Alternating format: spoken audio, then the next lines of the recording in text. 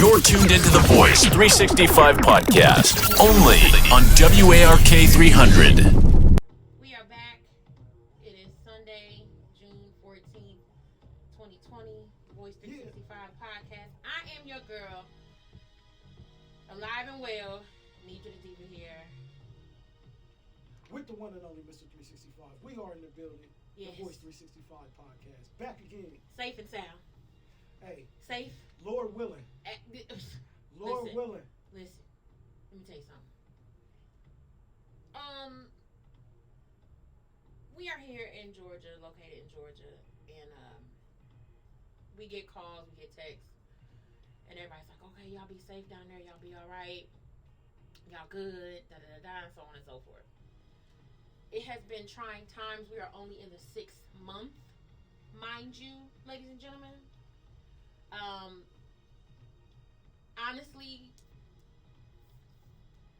I thought that this was gonna be, we still gonna turn up a little bit, but it's kind of like things got turned around within, 48 hours, shall I say? Yeah. So, if you haven't paid attention to the news, whether you're here locally or nationally,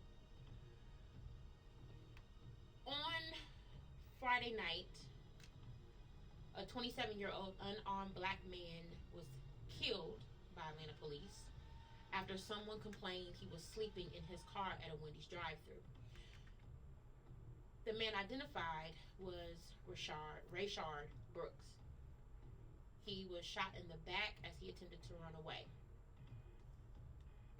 So, let me set the scene real quick, because if you go to our page, the Voice365 podcast, you will see, shout out to official Mr. 365 for posting the video. Now, there is a body cam. Was it the cop cam? Yeah, it was a body cam and a dashboard cam video. But right. We didn't post that. No, because we didn't want to show that part of that, because that was the video that showed they killed them. Yeah, and on the video that we posted, you can hear the gunshots, but it doesn't completely show the actual right killing, because right. So lovebscott.com put out the article. Now via TMZ, they obtained video of what went down around 10:30 p.m. The cops got a call that the car in which the man was sleeping was blocking other cars in line. The other customers could still pick up their food. They just had to go around him to get to the window. Now, according to the police report, 2 officers tried placing Rayshard Brooks under arrest.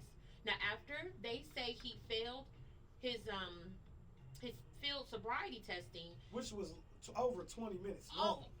How long normally is a sobriety test supposed to be? I'm just saying, you got me put my leg up in the air for more than I've never a seen minute anything and a like half. that. Stop playing with me. Because usually it's like you go to your nose, and then you got to say, is it your alphabet or something like that? I don't know.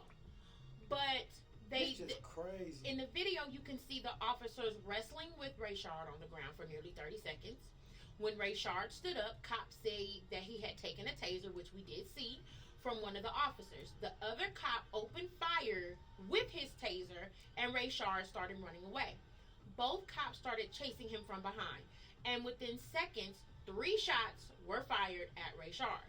He was taken to a hospital where he died during surgery, and there's like different videos, different angles that are out, and so on and so forth.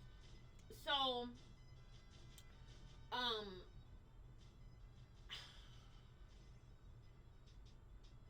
here's my take on it. Pryor Road. For those who've been to Atlanta, who live in Atlanta, whether you live in the suburbs, you've been in the city, you've been in this road, this is the hood. This is the hood. I go there to go get my JJ's Fish and Chicken. That is the hood.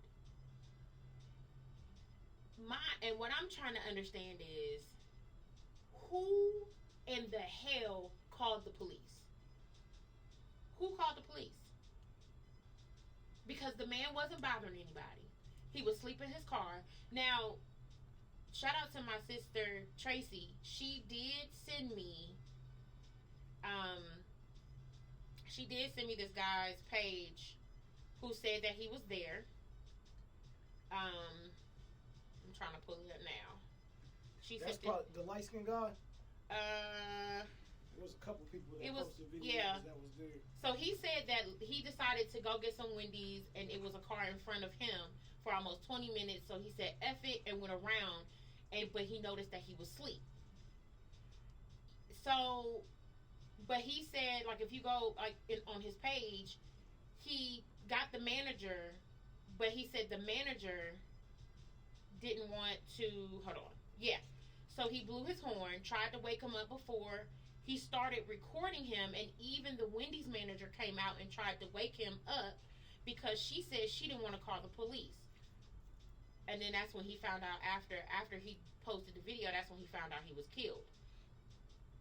So my question is, so people are saying the manager called, but he's saying that the manager came out and said that they didn't want to call the police. But then the Wendy's burns down. But of course, who do we look to that does it? Us. Tag it and everything. But then it comes out that the white supremacy, once again, strikes again, burning down the building. And what do? We catch them on camera. Now, I will make this very clear. I'm halfway saved and sanctified. I do not condone violence. But I only condone it if it is necessary. You only condone violence if it's necessary. Only condone if it's necessary. I get you. But the next time that you see these white supremacist people, this group, somebody needs to do something because recording them is not helping them. Now, I said somebody need to do something, and you take it from there. That's all I'm saying. Because my thing of it is somebody need to be made an example out of. That's all I'm saying. Because I'm tired of seeing this recording. And it's like, they recorded her, and I'm just like, okay, so is anybody going to throw something? Is anybody going to spray mace? Is anybody going to shoot a warning shot? Is anybody going to do anything? What's going on? Nah. I mean, that's what my bro, look, this is what I was telling you earlier. My bro just tapped in on the live too. He's saying the same thing that you were saying. My bro, Fondy, First Degree Entertainment. He was like he was going to fall back from speaking his views for real. You know what I'm saying? Because for real, we got to look at ourselves first. Right. You know what I'm saying? In any situation, though, it ain't just this situation. Right. In any situation, you got to really look at what's going on. Right. So, we don't get mad, you know what I'm saying? We pick and choose everything. Our battle. It don't even matter what it is. I'm talking about even down to your family members and your friends. You choose. It's sad to say, but you choose what you really care about. Right. So somebody texts you every day on some nonsense or just some regular problems that you probably just brushing off that the next person probably take real serious. But what I'm saying is, it start in our own backyard. Right. You know what I'm saying? It's cool. We discredit our own people, and we, go hard on our own people harder than anybody else going. And it's not just the police. It's not white supremacists, KKK, or whatever. It's all of us. We all play a part in this, and I feel that's what everybody has to really understand with that. Prime example. I mean, it's just a lot going on. Everybody's frustrated. Everybody's angry. Everybody is had enough. Me, I had an emotional breakdown like earlier today, yesterday. It was just a lot that it's like, okay, 2020, this was not what I expected. And I also, shout out to B. Scott. I love going to her website. She has all the news, accurate information. There was a video. Did you see the video of the FedEx driver? He broke down in tears. He said that a man yelled the N-word and spit on him while making deliveries. Is this what we coming to now? In 2020? It's crazy. It's like I can't not. It's. And he's literally like in tears, crying. We're gonna post it on the Voice365 podcast. But it's like, nah. Let me tell you what. Let me chime in real quick of what's really going on. Right now, America is at a stance. Like, I don't care if you white, black, Hispanic, Japanese, whatever your nationality or ethnic background is. right. People taking a stand for right and wrong right now. So it ain't even it really ain't. It got a color on it because our people going through it, Right. and it's us, and we've been going through it. But it's really a right and wrong value right now. Like, that's why the riots and the protests and everything going the way it's going, because right now it's like tit for tat.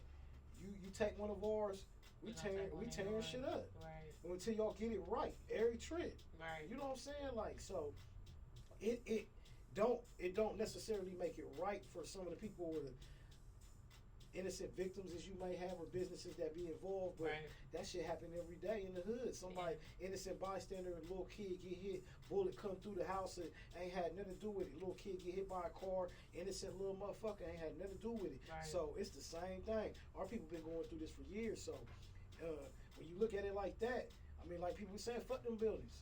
I mean, not saying it like that, but y'all gonna get this stuff right. Is basically, and that's like what to sum it all up. The people, the white folks that's on the front line, that's out there fighting for our rights, and actually want to see a change and feel bad because our people being oppressed and fucked over for all these years. They understand it. I'll fuck with them, and I get it.